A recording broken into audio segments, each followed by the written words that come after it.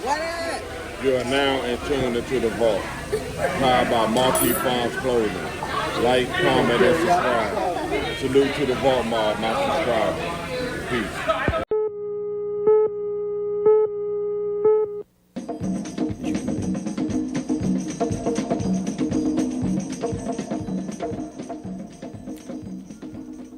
The subject of black history is in dispute in some quarters. A man named J.A. Rogers, who was laughed at 20, 30 years ago, not taken seriously at all, is being taken very seriously these days. A new book called Great Black Men of Color has been edited by our guest tonight, Professor John Hendrik Clarke. Professor Clarke, there are some rather startling, to put it mildly, revelations made in the book about certain presumed facts of history that I'm certain will not stick with the general white historical community. Well, I'll tell you, it became almost necessary for the Europeans to whiten up a part of black history when they began to take over the world in the 15th and the 16th century. And what Rogers has done is gone back and taken a whole lot of the white away and showed you the original black faces of certain people in history. In this two-volume work, World's Great Men of Color, Volume 1 is devoted to the Old World, and Volume 2 is devoted to the New World.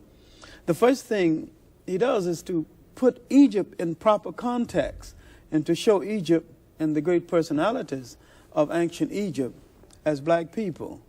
And it might be startling, but he reveals that Cleopatra did not look like Elizabeth Taylor and wasn't a white woman at all. And I think his book starts in Egypt with the other great characters in Egypt, Imhotep, the real father of medicine, father of architecture, builder of the step pyramids, forerunner of astronomer, a man who was accepted as a god in Europe long before the birth of Christ. Imhotep lived about 5,000 years ago. And early Europe accepted quite a few Africans as deities. And Imhotep was one of them. He opens the book actually with this great African who was the world's first multi-genius. You said that Rogers put Egypt in its proper perspective. What did you mean by that? I mean, if European historians acknowledge that ancient Egypt was a black nation, then they would have thrown all Western history out of kilter, because Western historiography is based on the mistaken concept that if Egypt wasn't European, it was at least Oriental. It was neither. Because Rogers traced, as many competent historians, black and white, have already done, the southern origins of Egypt, and that the people who would later be called Egyptians came from deep within Africa, maybe Ethiopia and Somaliland. And they kept good relationships, good and bad, like all families, with the people to the south all of this time. And the proof is positive. And do not think that Rogers is out on a black thing, or that most black historians are out on a solely black thing. Most of us got our most radical information from white writers that other white historians do not read, such as Gerald Massey and his 6-volume classic work called Egypt, Light of the World, which proved positively that ancient Egyptians were black. Count Vorez in his Ruins of Empires, Gustav Hearns in a 6-volume work, Researches in the Ancient History.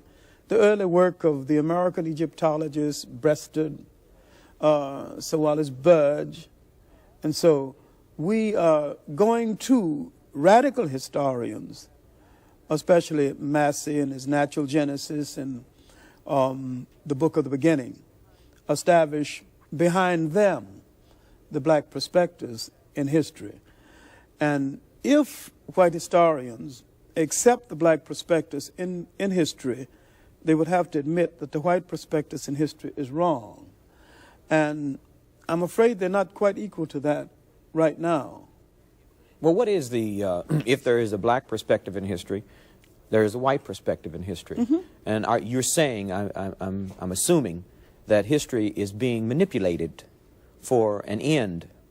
In itself. In itself. History, the Europeans began to manipulate history when they rose and began to expand into the broader world in the 15th and the 16th century, because they had to justify the slave trade and they had to justify the colonial system that followed. And modern racism has its incubation in that period. You cannot enslave a man and say he's a human being, that he has humanity, he has and that he was one of the forerunners of the world's religion. You cannot enslave an African and say this about him, because if you say he's a human being, then you're saying he's an extension of you. Then you cannot sell an African Christianity and call him a heathen and acknowledge the African contribution toward the creation of Christianity. So it's a contradiction in acknowledging that the man created Christianity, then come back and say that you are selling him Christianity because he is a heathen. So the European had to literally strip history of the contributions of non-European people. To a certain extent, they did this in Asia. Now, what Rogers has done in these two books is to go back and set history in some kind of prospectus based on this information. And all of the information did not come from black historians. It came from the best records available from all of them. Now, speaking of information, Rogers has alleged some very startling things, and we're using that word because I think in the context of having had only white history, anything black is startling, and so I'm saying it in a positive way. That some of his information has said that there were a number of American presidents who actually were black, that there were a number of prominent Americans that history has treated as whites, who by his criterion or criteria of who was black and white, according to society's definition, were black. Oh, no, not according to Rogers' definition now. Understand, and this is the irony of it all, and this is the trap. Black people have never written any definitions of race, any definitions of what a people mean, has been. I mean, they have never said that these people with these kind of traits belong here, because modern racism had its development in the pseudo-scientific development of intellectual Europe after the 15th century, and they began to say that certain kind of people belong to certain kind of race, and they created the concept of race and racism itself. Now, according to the laws that's still on the statute book of the United States and some other parts of the world, one drop of us makes you a whole. Now, this ridiculous law and stipulation and measurement has given black people a lot of white people according to that law. Now, it has given us Beethoven, who was called a dark Moor. Now, he was probably one of the many olive-complected Europeans that you see in the millions throughout Europe. But in the States, in the United States, they say that if you have one drop of blood of a black person, you're a whole black person. Now, by this stupid law, we have a whole lot of white people. There's a whole lot of people that think they're white that belong to us. We might claim all of South America because the Spaniards were mulattoes when they got there, having been mixed with the Moors for nearly 800 years, and they were even before the Moorish conquest. Mediterranean Europe was highly mixed with Africa. Nobody thought anything of it because they were a mixture of power and influence and trade, and they got along fairly well together for hundreds of years before they turned on each other. And I don't say it did the Europeans any harm, because the handsomest people in Europe are the olive-complected people who mix with the Africans. You're saying, in essence, that there's no such thing as a race. Oh, I maintain that race is the phoniest issue ever invented by the mind of man. The European invented and developed the concept of race. There's really no such thing as a race, because nature created no races. The whole race is a man-made thing, you know. Well, how did people get to be French and English? Well, different climatic conditions and migrations and amalgams of different people, and migrations of people into your country, migrations of people out. All right. Now, this is an ethnic grouping as against what we call race. If you go back and you look at an old dictionary, you won't even find a definition for a race. Race grew out of the pseudo-scientific development of Europe, and this is what Rogers was addressing himself to, and saying that according to your rule, which is ridiculous, a lot of you belong to us. Well, in another context, if race is arbitrary, then could we say that being called black was a political term? It's a political term, and a term which indicates our self-awareness at this juncture in history, and I think we really need it. We need to really bathe in blackness for a while, but I wish we'd get the bath over with and go on to something a little more important, because black in itself is not an ethnic term. Black tells you how you look, but it don't tell you who you are. We are essentially an African people. Wherever we live on this earth, we're essentially an African people. And we relate to the millions of African people throughout the world, including the uncounted millions of Africans in Asia. The word Afro-American or African-American would probably be more appropriate and more honest and more in keeping with what we actually are, because all of us are not positively, physically, you know, real jet black. And so the argument now sometimes is between the supernationalists and the mild nationalists and blacker than thou, when blackness is a state of mind, a state of attitude, a state of approach to things that can exist in almost any of us, including from the blonde black person to the jet black. And the jet black can be traitors, and they can be patriarchs, they can be a whole lot of... See, we've been everything in history from saint to buffoons. We're a complete people, and we need to start looking at ourselves as a complete people. And I think that once we convinced ourselves that we're black and beautiful, we'll stop saying it and just go ahead and be black and beautiful and release a whole lot of energy for more important things. All right, since you said that J.A. Rogers was a chronicler that related events, what is there in these two volumes in terms of facts that would be beneficial to black Americans in the regaining of our lost heritage? In terms of facts, is that J.A. Rogers goes through history and places in proper perspectives with documents the role of the black personality in history, beginning from the origin of man in Africa to the present time. And I'm saying that black people need a measurement of the role that they have played in history.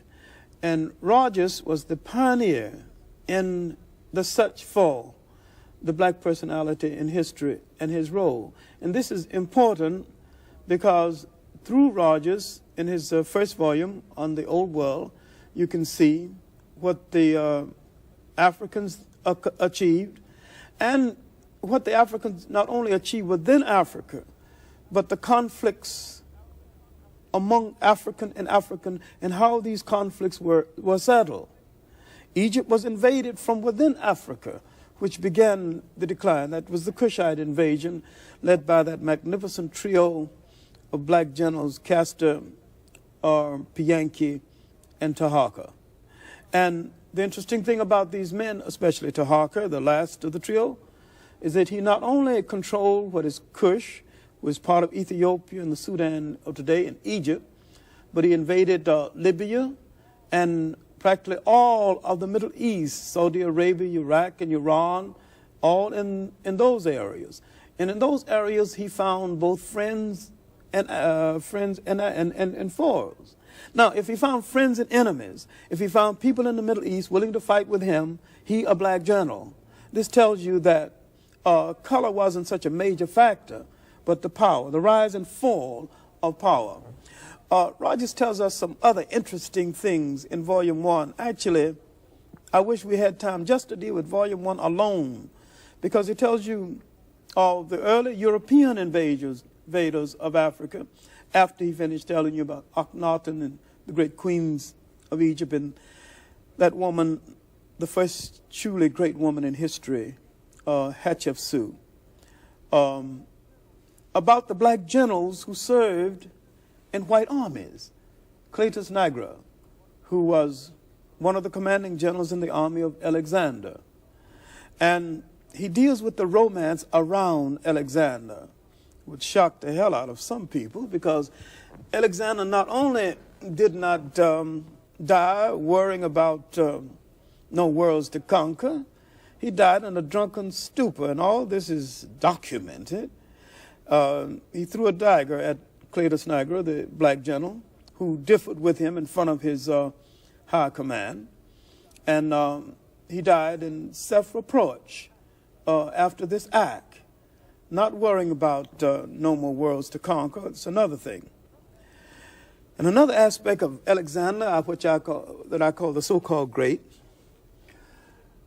that we need to take into consideration is Alexander was a magnificent diplomat, probably one of the most brilliant diplomats ever. He really wasn't much of a warrior. In fact, one of the main reasons why Cletus Nigra could kid him, because he had saved his life on the battlefield a number of times. And Alexander, after he got into Asia Minor, was ridiculing Greek soldiers. And Cletus Nigra, the black general, told him, you wasn't, as for Greek soldiers, you really, in effect, not so hard yourself. And he reminded him of the time that he saved his life. And Alexander was a little bit embarrassed and insulted by having this mention in front of his high command. And he was drinking too much at the time anyway.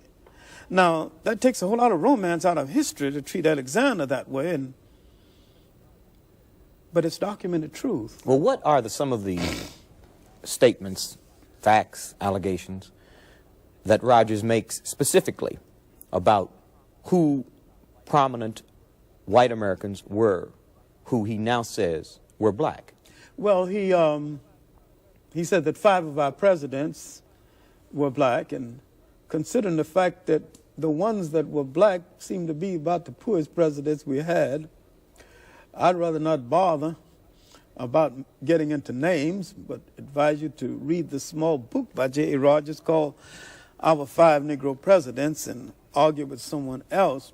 But are there any of the families of these presidents alive who acknowledge that one of their ancestors who was a president was black? I'll name one, which because there's been so much writing about it and so much proof, and because some of the families are still alive, and someone want to run this down. President Harding had black blood, had some of what we call Negro blood. Mm-hmm. Where is this documented? There were several articles on it.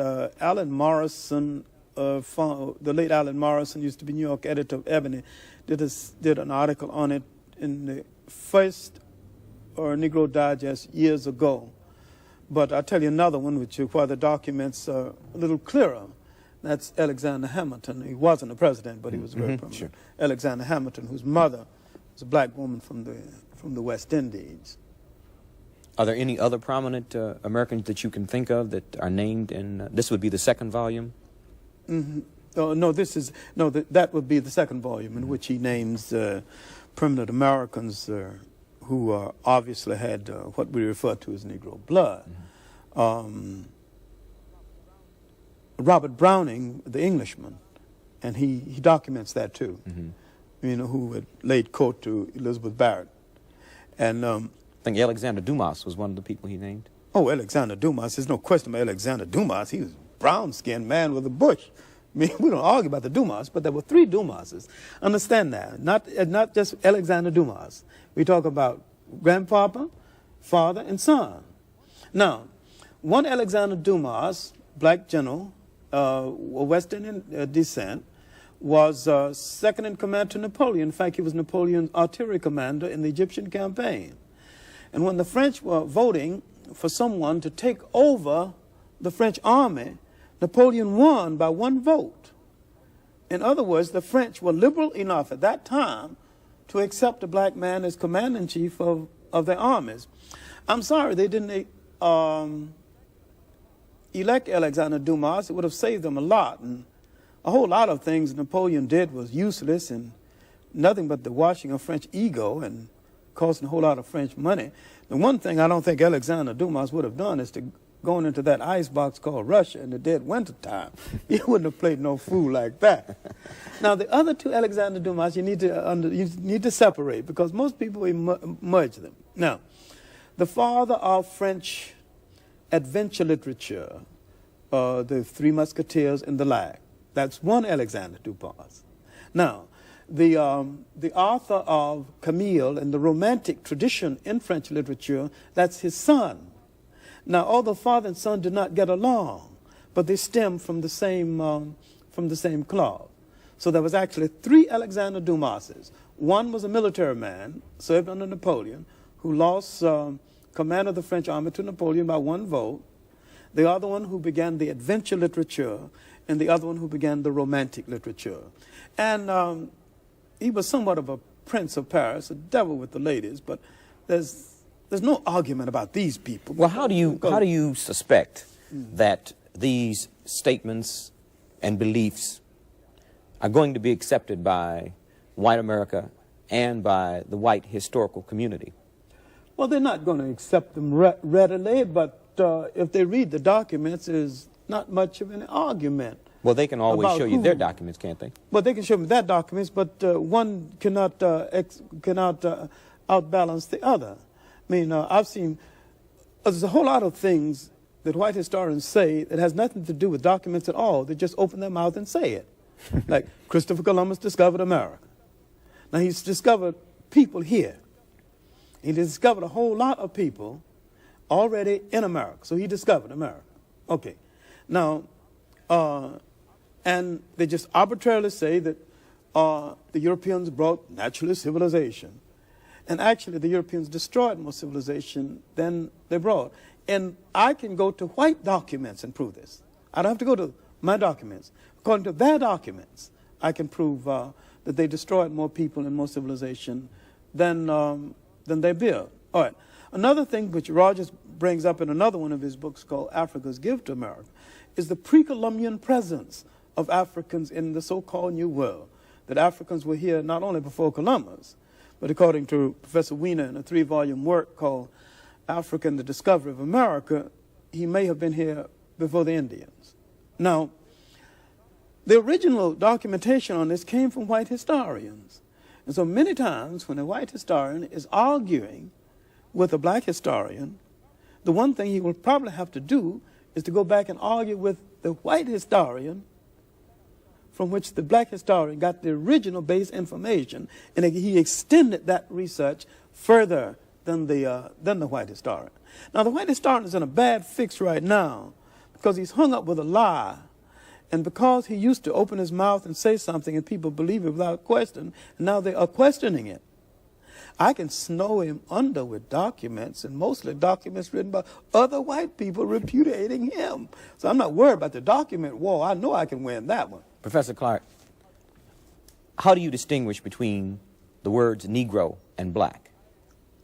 I don't distinguish. I mean, I distinguish between the word. The way I held the word Negro is by dismissing it. And I dismiss it because there's no such thing as a Negro, because there's no Negro people and no Negro land. This is an adjective that somebody made a noun out of and slapped on a people against their will. And I dismiss the word Negro. The word black can relate to a whole lot of people, and it can become confusing. You see, people must relate to land, history, and culture. And this is what limits the word black. Because if you say black, and where is the black land? I'm going to show you what I'm talking about. If you say English, an image comes before your eyes, good or bad. The changing of the guards, Buckingham Palace, stout-hearted, the Bengal Lancers, If you say French, good cooking, great lovers, Napoleon, all that. All immediately you got an image. But you say Negro, what comes before you? No images, really. A condition. and a people is not a condition. A people must have a name that relates them to land, history, and culture. And so therefore, the name of a people, if it's going to be authentic, cannot be black. That can refer to how the people look. The name of the people have to relate to the land of origin. Now, no one is having any difficulty saying Italian American, Greek American, French American. And I don't think they should have any difficulty saying African American or Afro American, as the case may be. Now, these are people who are black in the main. But let's get something straight. All Africans are not black. Black is the prevailing color in Africa. There are Africans who have not been mixed with any white people at all, who are light brown. And they've always been that way. And they're just as African as the blackest of the Africans. So if we got hung up on a narrow definition like black without explaining that it has elasticity that extends beyond a person being jet black, then we get ourselves into another trap. We get out of one trap and get into two. So now let's qualify what we're talking about when we're black. But when we're speaking of a people on a world basis, then let's relate them to land, history, and culture, so we'll know what we're talking about. Until someone creates a nation called black, from which we emulate, or black land, or black area, or black borough, then I'm afraid that the word black is rather limited. Right. I'd like to thank you very much. You've certainly said quite a few things. The book, The World's Great Men of Color, is undoubtedly going to cause quite a stir and be of amazing educational value. Thank you very much, Professor Clarke. Thank you.